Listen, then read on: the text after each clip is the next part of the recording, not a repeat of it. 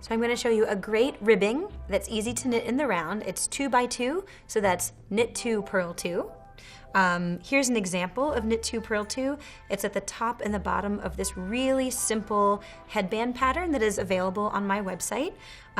It's got just a little bit of color work. It's a great first color work pattern, and it starts off with a 2 by 2 ribbing and ends with a 2 by 2 ribbing. So you never have to worry about which is the top and which is the bottom. 2 by 2 ribbing is a really nice ribbing to make the edges of your work flat.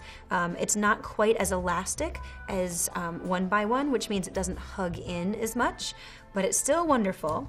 And it's really easy to work on circular needles or double points. So you just have to make sure that the total number of stitches that you're working on is divisible by 4, because knit 2, purl 2 is a 4-stitch repeat.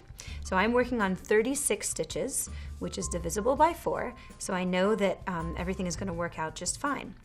So I have started my round here where you see the tail.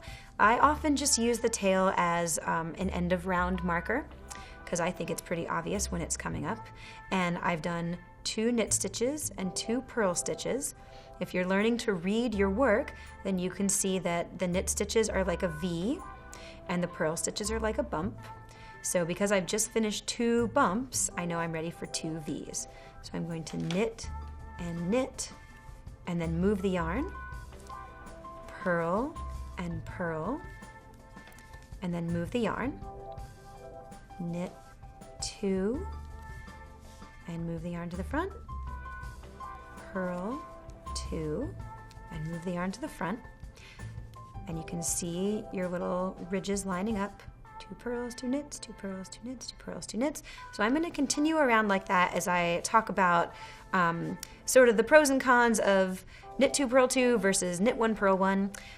Like I mentioned, the downside of knit 2, purl 2 is that it's not quite as elastic, but that could be a good thing. If you're knitting a sweater that you don't want to really squeeze in at the bottom, 2 by 2 is a great hem. Ditto for cuffs if you don't like that cinched cuff look. 2 by 2 won't cinch as much as 1 by 1. Another benefit of 2 by 2 ribbing is that I only have to switch the yarn between or every second stitch as opposed to every stitch. So if I'm doing knit 1, purl 1, I have to knit a stitch, move the yarn, purl the stitch, move a yarn.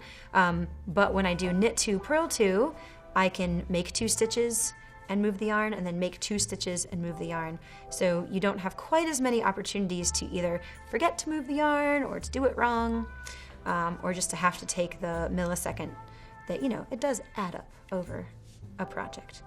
So I am approaching the end here. I've got 2 knits left, 2 purls left. There's the end of my round, and there's the beginning of my round, which is perfect. I just finished 2 purls. Next up is 2 knits. So I'm going to begin my next round, and I don't even have to think about anything. If you're doing miles and miles of knit 2, purl 2, you don't even have to watch that end of round come up. You can just keep going till it's long enough. So I can see now that I've done a few rounds, they stack up really fast with this big yarn. Here's my columns of knit. Here's my columns of purl. So that's how to do knit 2, purl 2 in the round.